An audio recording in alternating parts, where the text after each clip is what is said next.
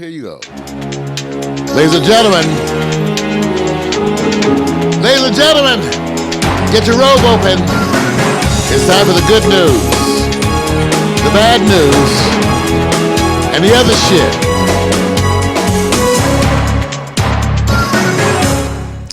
Wow. Good news, bad news, other shit, even though some days it seems like it is dominated by one of those. Days like this make you long for the days when it was the other shit. Yeah. Another American tragedy, another American massacre. Orlando, a gay club, 400 and some people in there partying. Man comes in at 2 a.m. with weapons, actually has control of the place, Vic, for 3 hours. I didn't know that he had in there with people and hostages. That's why I said the 911 call. The 911 call, and then called 911. We're going to ultimately get a chance to hear this. Now, listen, you guys. Always, when we seem to have a different perspective, even though, of course, everybody seemed to be outraged. I know people always say, you guys have a different perspective on things. And I say, well, sometimes it comes from being able to step back and take a deep breath. Let me say, for one, I was very touched by the outpouring of offers of assistance from the general public in the Orlando community. You got to give it up sometime. See, that's showing love. That's actually the Orlando community. They had 1,500 people supposedly. Yeah. In line to give blood. Yeah. Wow, you guys. Because for whatever reason, I did not expect that. The Orlando community, first of all, has to be commended before the way they came out in support to do services, to do things, to try to help. So, yeah, I must admit, out of tragedy, it's going to usually be my goal to pull some good. It is. I try hard to do that, and people say, "Well, Martin, there's terrible things that occur. Sometimes out of these terrible things, and very often out of these terrible things, come movements, come growth, come change." So, this man, who, he had a psychiatric disease. Now, people say, well, blah, blah. Listen, anyone who kills 50 people because they kind of get ticked off by something, they're sick. That doesn't make an excuse for what they did. Just imagine, you go to McDonald's, you buy your food, and they forget your fries. Doesn't happen anymore, by the way, but in the old days. So when you get home, you're so mad, the average person might get mad, cuss at McDonald's, and didn't go about whatever they had to do. Mm-hmm. A next person might get mad enough to call McDonald's. Then there's a third person that might jump in their car and go back. Now, it's a nut that goes down to McDonald's and shoots everybody. See? Yeah. Yeah. I'm trying to make the point of this because what happens is when this first happened and they said, oh, it's a terrorist, I said, no, this is a crazy person. Crazy people link themselves up psychologically to terrorist things because they imagine themselves as parts of a lot of things because there's paranoia, there's all kinds of things. Right. I guess because I don't want people to see this as more than a crazy person and a crazy person who had access to high levels of weaponry. So that's part of that too. Because in this country, it's amazing to me. The one thing I have often said over and over again, Vic, is every time we have one of these things, the one thing I keep saying that I guess it goes like the soft echo in the room that no one seems to give a shit, is that this country has the worst mental health care of any developed nation of our size. Yeah. As far as I know, and I'm a former board-certified pediatrician, 30 years as a pediatric hospitalist, and I'm telling you, it's a damn shame. Yep. I spent over 30 years in the ER, at least next to the medicine doctors who are seeing the adults while I was seeing the kids. Mm-hmm. And it's a shame and it's an embarrassment the lack of mental health services. Now, every time when these tragedies come up, I know I talk about this, and everybody's so caught up in the tragedy, it's never the point. But I keep going. You don't have an outlet in this country for crazy people to be taken care of. You don't. And it's a damn shame. This is a damn shame. In other words, these are our loved ones, and you hear the family members doing their best, Vic. We know them. You personally had to deal. Yes. Family members doing their best to deal with people who need mental health care. And it's a damn shame in this country. Do you know you would have a lot less crazy people on the street if you could have some therapy for them? Right. In this modern day world, people are harmed mentally. They're going nuts. Whether because they served in the military and the trauma to them was so great in the service of their country, or just the things they're seeing on our city streets. Just think about this. You stay away as long as possible from something that you know you can't immediately fix or correct. So the politics around this makes you stop and say, I'm gonna build a wall.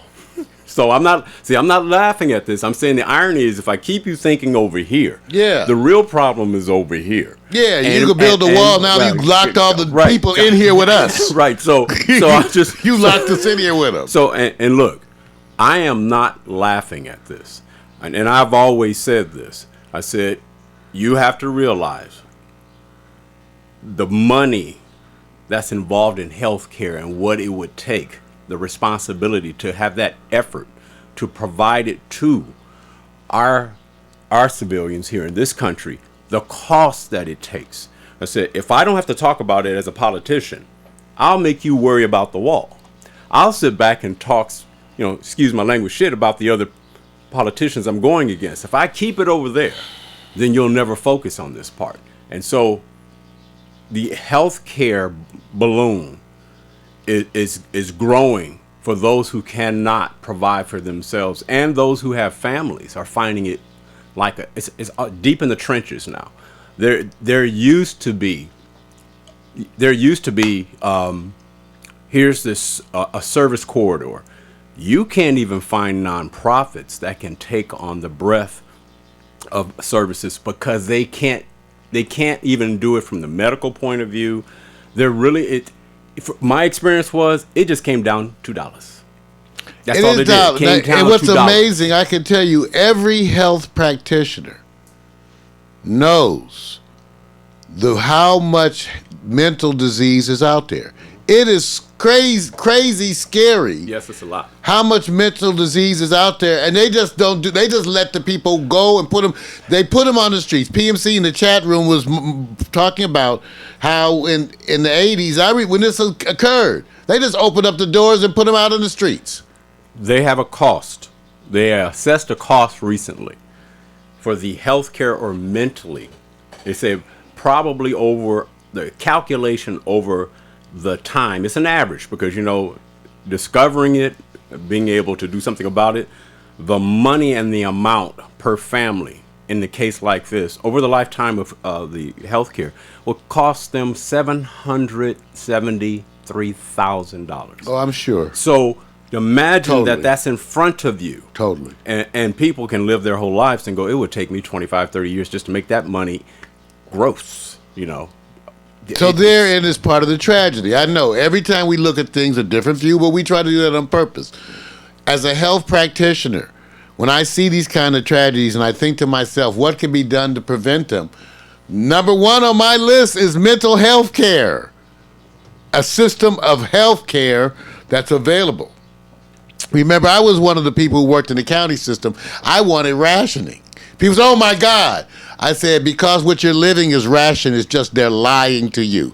If they had real rationing, they'd have to make a list of what you could and could not have and put their name on it. And they don't have the balls to do that. What they'd rather do is stiff you on the silent, on the down low. So what they do is fuck the American public on the down low. Right. And then act like they didn't do anything. Absolutely. And by the way, the current administration didn't do anything about this either. Of course, we get this discussion about the Obamacare. Okay, whatever.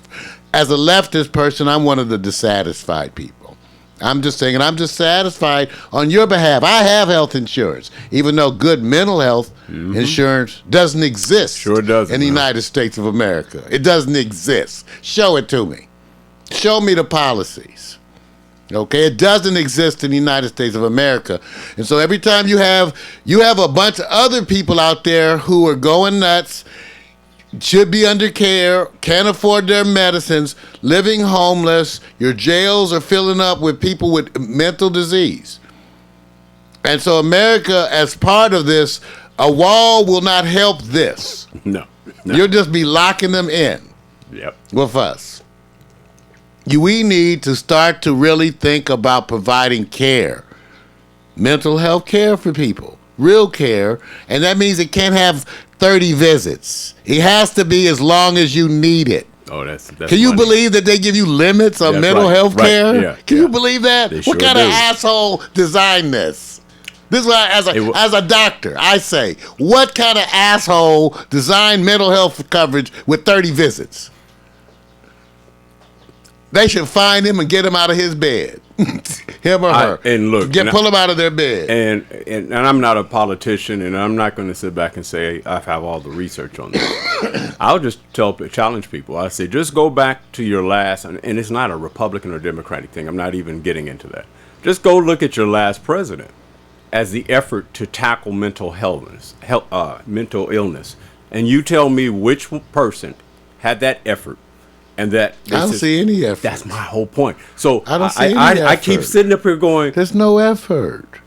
if I keep talking about this over here, I will not Well- have to address this over here. And we're talking about insurance companies, Totally. super corporations, Totally. the whole thing. It's all tied in. But you know what? All I got to do is say this.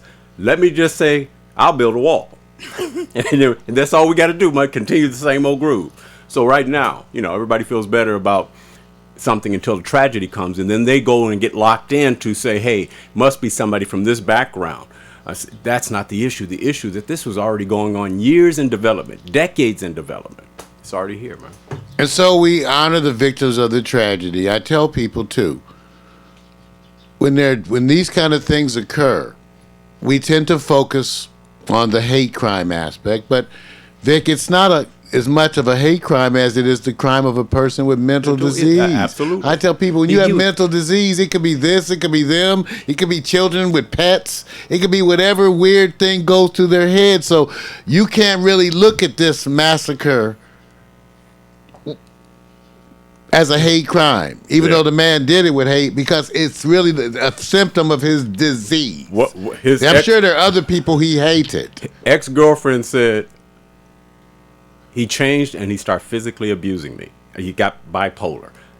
Everybody's seeing it. And Mario, we see this around. We know people who we say, oh, something's not right. We know. Everybody know. And Don't everybody know that somebody seems like they went to the left. Right. Doesn't went everybody to the know right. somebody? Somebody knows somebody. Now, how do you address that? How do you make that a Yes. responsibility to move and step forward? Hard. I don't know, and I've seen so many. So again, despite all this, our prayers go out to the friends, the families of the victims there, of all the people who were there and that are the psychological victims that will forever have this night on their mind like a scar. We offer you our prayers and our love, and here at Pack Stereo, we too want you to know that you are not alone. Yeah. That we feel you, we care for you, and you are our friends, our family, our loved ones too. God bless you. Well, thank you. Also, welcome to the city, Sophia Janelle. Got you. I'm glad you like it. That's right. You are coming in. We got you. We love you. So just let me know. Just let me know when you want to come on through. Especially, you don't have to tell me all the information, but just let me know how long you're going to be in L.A. Can't wait to see you. Tell you our people are tell you some great things happening now. Vic, topic number 2. Yeah. Transgender bathroom debate. My take on it. Okay, which is, again, is a little different. I don't know other people. It's just weird to me because bathrooms have a whole subculture. It's like when men stand at the urinal, typically you're only allowed to have your eyes go, what, Vic? A certain left, a certain right. Some people are not comfortable talking. Hey. Other people are comfortable. Yes. It's a whole subculture of taking a piss. Okay. Why can't you just say like for men using the now? restroom? Imagine this transgender bathroom debate, which I thought for me it was kind of. I was like, wow. Okay, let me give you my point. If first of all, the part of the problem is a lot of you don't know or don't know a transgender person. Because if you did, it would make the topic a whole hell of a lot easier. Right. If you actually knew a transgender person. But since you don't, so the easiest ones is probably for you to understand genetically that somehow this now you can get religious, whatever you want. People are born this way. In your typical ways that you think sexuality lines up with gender. You know, that males sometimes it comes out that people are born in a certain gender with a different sexuality. And there are other versions. There are people who actually are born with ambiguous genitalia, where you can't tell looking at your and I've been part of those as a pediatrician. You're looking right at their genitalia. You can't tell if it's a male or female. Often you see what appears to be two big labia, of which you may feel a testes in each one. And a clitoris the size of your thumb. Okay? That could be a small penis. So people are born like this. In the past, they changed all of them, into girls. Because they thought this, and I was there as a resident at County Hospital while they were discussing this, that they were going to turn the children that were born with ambiguous genitalia, they would turn them all into girls, surgically. And I said, so let me get this right. You're going to take somebody, could be a male, change their genitals to female, tell them they're a girl, and think this is going to work. I was just a young student. I was, I don't think this is going to work. Guess what? It didn't. No. And a bunch of them now, years later, they're all pissed off. They're all pissed off and have go look it up, Google it. My point of this is just to have you understand that within nature, it is well known and established that you have variations of gender and sexuality. And I just wanted to cite you the ambiguous genitalia, folks, because that's a place where medicine screwed it up badly. Okay? So now, let's go to this world that now today we know about transgender, even though some of you don't understand, you don't know them. You feel that there's some kind of a sexual thing, and it's not. Sexuality and gender are just two different things. You just got to get that through your head. You could be a girl who likes girls or a girl who likes boys. You could be a boy who likes boys or a boy likes... You could be a boy who thinks he really feels like he's a girl who likes girls or boys. So I'm sorry if you get confused, but you're going to have to get used to the concept that gender and sexuality are separate things. Go read. Watch a video. Get over it, okay? It's a medical fact, okay? So are you talking to the medical establishment? I'm telling to the world out there who don't understand transgender people don't have a choice. Right. And they do not have a choice. They are born that way, and to me, God don't make ugly. So I don't have a spiritual conflict with this. They were created. I've seen them grow up. So therefore, they were meant to be. So so have you seen any effort from the medical perspective of now a change, and that philosophy that you actually experienced as an intern, that they've come over to the other side, embraced, and slowly, and is there is there an issue with actually acknowledging it as a factoid or something? That's what I'm totally saying. Okay. Because remember I told you the people who had ambiguous genitalia, they have an organization worldwide. Yes. They're pissed off. Yeah. Oh, I know they are. They're pissed off. Why they are. And you ought to see some of them. They go and they changed my stuff and look at me. Right. I look like Hulk Hogan, but I have a non-working VJJ down there. Yeah. And a bunch of other urinary issues. Yes. I know. So let's get to the whole thing let's just get beyond the transgender thing, because I know for many of you, just that is rough. Now, here's the thing I want you to understand. A man who's become a woman, you want him going into the woman's bathroom. See, what you're not getting is that the transgender people have been doing it anyway because they have no choice. If the guy who's transgender, who's now living as a woman, walks into the men's restroom, you're going to have a fit. They have this new law out here. You know, we had this law about the no wait lines. Right. Where with the bail, because the women went to court and they said, well, there's always long lines at the ladies' room, and because the way we do ours, and so it's not long lines. So in California, I don't know, Los Angeles, well, wherever it was, I don't know if it's statewide. Right. The women can walk into a male's bathroom. Yes, they can. And they started doing it when the lines were long. You be in the male bathroom, here come the women, and they go use a stall. Now, to me, the point being, if they're in a stall, who cares? Because this is where it gets to our own ridiculous notions about toileting. Okay, let me give you an example. I went to Amsterdam. In Amsterdam, they have outdoor urinals. Outdoor urinals. Let me see if I can get you a picture. They have outdoor urinals in Amsterdam that you just walk behind this thing and pee. Okay? Now, that's for men. Because the women don't use it, I guess. It's interesting because when I went to the Charlie Wilson concert, Keith Sweat and the old school stuff, and those lines were like trafficking outside for the women's bathroom. They didn't peek in, they just crashed in the men's room and went straight in. And there's a culture where men go like this: move aside, let them go. And there's no impeding them, it's just let them go. And it's amazing to me that's been going on for a while. Well, take a look at these, Vic. Here's some of the ones in England. Outdoor public toilets. See this? I want you guys to see how much of a big deal. Now, why?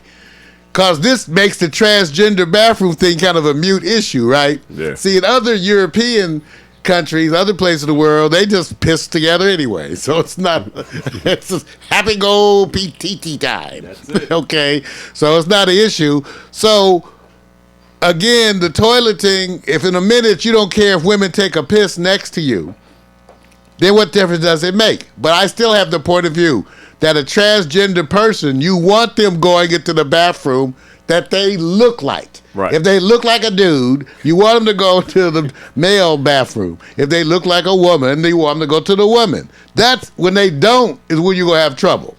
So it's kind of an interesting law because you definitely want them to go to the bathroom that they look like. Yeah. And if you're too busy looking at what they're doing, then that's another issue for you, right? All right. I'm Mario Hemsley. That's been this week. That's the good news, the bad news, and the other shit. I don't know which was which.